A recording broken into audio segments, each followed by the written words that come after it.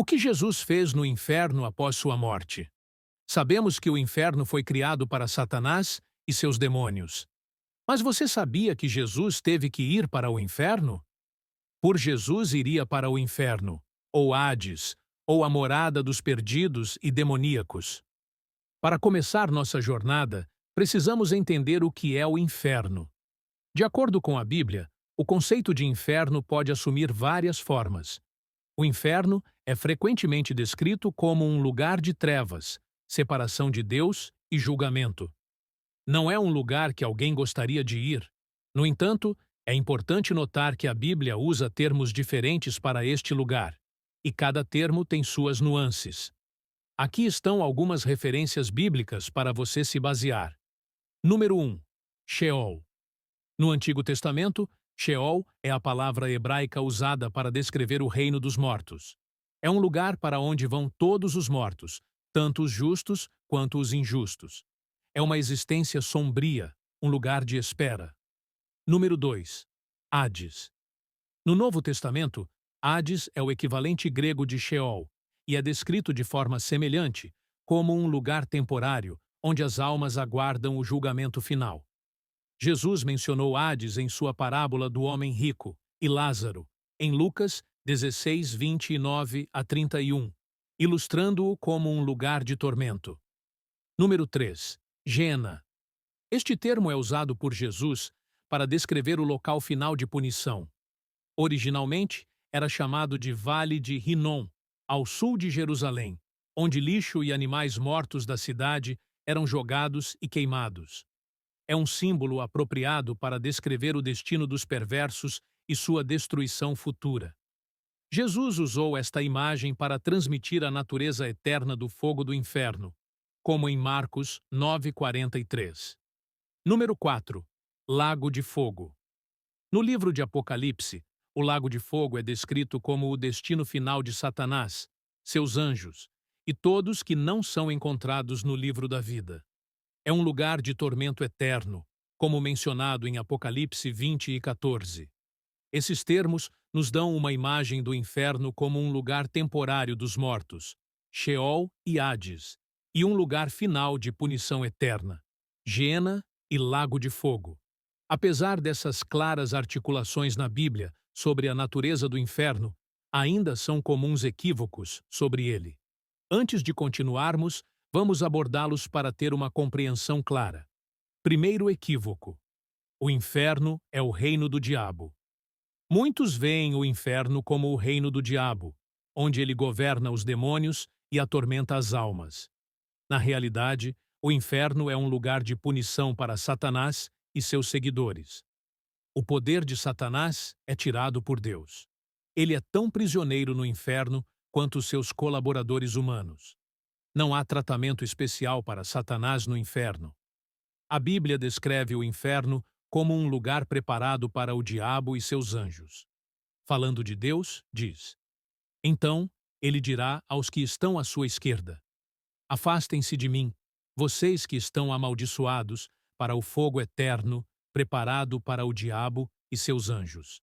Mateus 25:41. Segundo equívoco. O inferno é um lugar de festa. Algumas pessoas brincam sobre o inferno ser um lugar onde elas vão se divertir com os amigos. Isso não poderia estar mais longe da verdade. Pense nas pessoas usando camisetas, chapéus e outros apetrechos idolatrando o Hellfire. É incrível. Elas imaginam que estar no inferno é divertido e talvez as torne especiais. Porém, estão completamente erradas.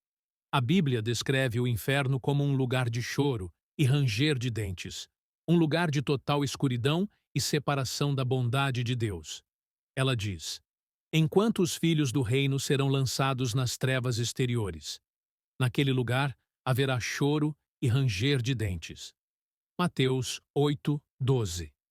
Jesus confirma aqui que existem apenas duas escolhas.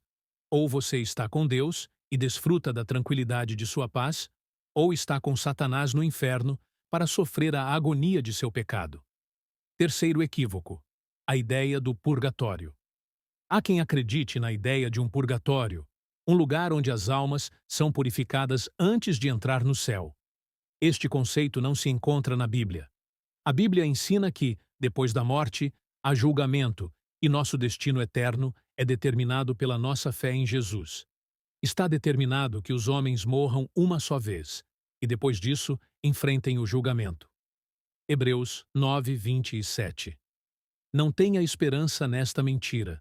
Sua salvação só pode ser aperfeiçoada e assegurada enquanto você ainda estiver vivo.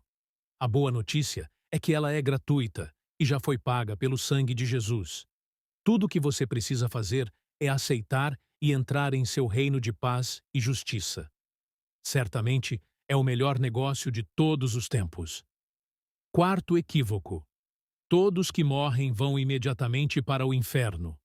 Alguns acreditam que todos que morrem vão imediatamente para o inferno. No entanto, a Bíblia indica um dia do julgamento final, quando todos serão julgados. Apocalipse 20, 11 a 15. Até esse momento, os mortos ficam em um estado de espera, seja em conforto ou em tormento. Isso pode ser visto na parábola do homem rico e Lázaro. Quinto equívoco: a noção de aniquilacionismo.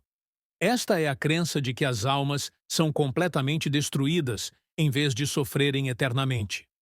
Enquanto algumas denominações cristãs defendem esta visão, a interpretação bíblica tradicional apoia a ideia do castigo eterno para os injustos. Ao compreender estas definições e esclarecer estes equívocos, podemos apreciar melhor o significado do que Jesus fez quando desceu ao inferno.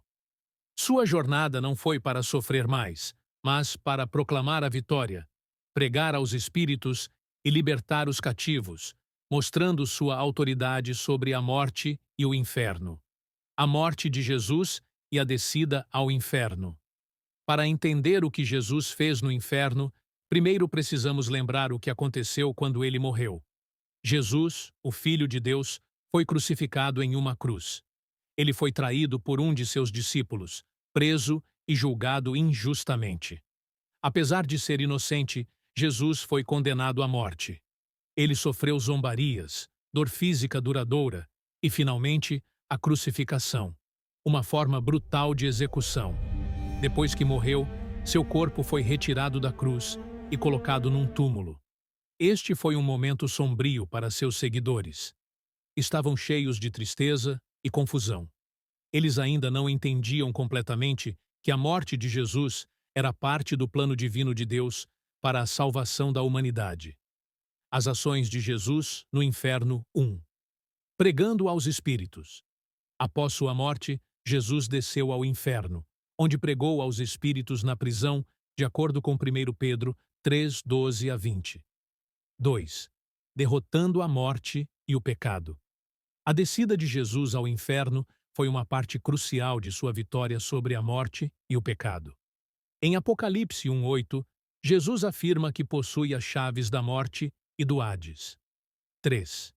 Abrindo os portões do céu. Antes de sua morte e ressurreição, os portões do céu estavam fechados para a humanidade devido ao pecado. Com sua vitória, Jesus libertou as almas justas que estavam esperando.